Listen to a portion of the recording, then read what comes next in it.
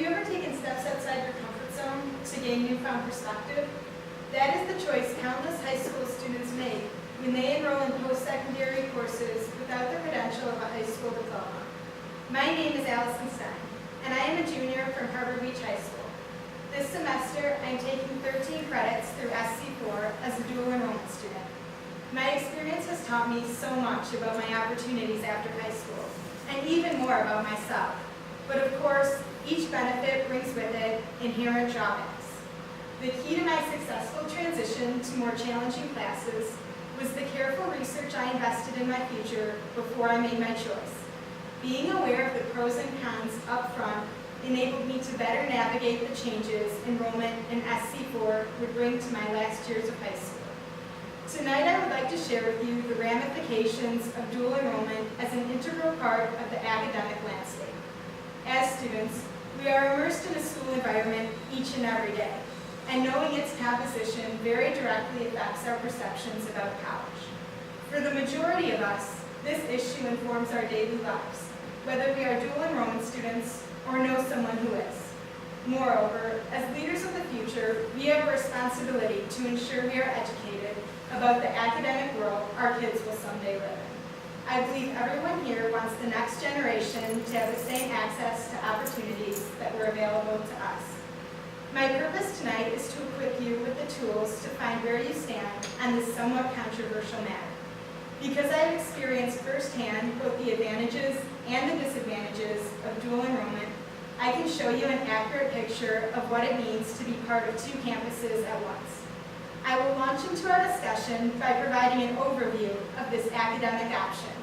Next, I will emphasize the possibilities dual enrollment presents. Finally, I will warn you about the drawbacks of embracing these opportunities at a young age. I would like to open with an overview of dual enrollment. By understanding the most fundamental implications of making this choice, we will more closely identify with the consequences of doing so. First of all, we need to answer this question. What exactly is dual enrollment? According to the article Dual Enrollment, published in 2012 in the Occupational Outlook Quarterly, a trade journal that aims to educate the public, dual enrollment is defined as programs that allow high school students to take college courses. However, the article goes on to note that high school students is often too broad a category to satisfy the eligibility requirements in place. From a historical perspective, not everyone had access to college before high school graduation. Initially, these curriculums were reserved for teens at the top of their high school classes. Although programs are now becoming more inclusive, some stipulations still apply. For example, to become a student at SC4, I needed to take a placement test and attend an orientation session. But just why has the concept of high school-age college students become so universal? Dual enrollment brings with it a powerful purpose. Frankly, in our modern world, academics matter. While specific motivations vary, all high schools share one obvious incentive for encouraging these programs. As career landscapes are changing, students need to be prepared. And the stakes are high. To enable students to pursue college studies is to equip them with the career skills essential to an ever-changing workforce. As the 2016 article Redesigning the Senior Year by multi-published authors Dale Winkler and John Squires exemplifies through the journal Techniques, by 2020, approximately 2/3 of all jobs in the United States will require some post-secondary education. It is these high stakes that lead students to look at college classes simultaneously as an obstacle to overcome and an experience to embrace. Let me next share with you the advantages and opportunities associated with dual enrollment.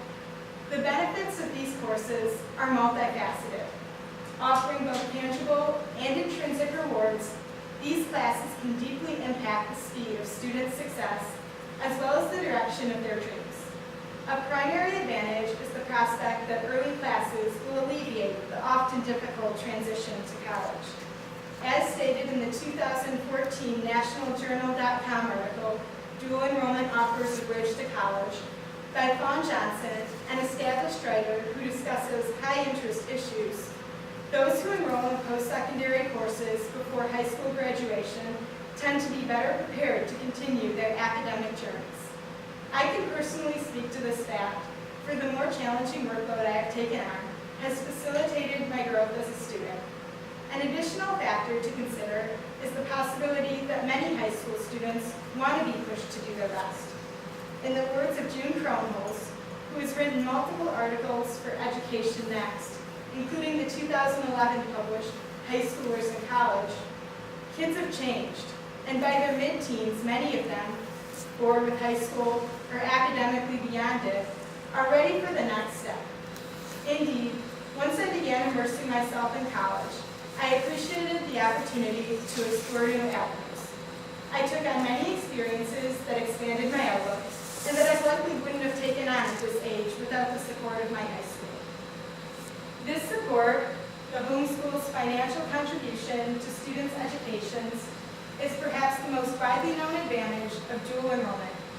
Per Harbor Beach High School's policy, students are fully compensated for the cost of their credits, excluding textbooks, provided that they earn passing grades. This poster represents my experience saving for college through dual enrollment.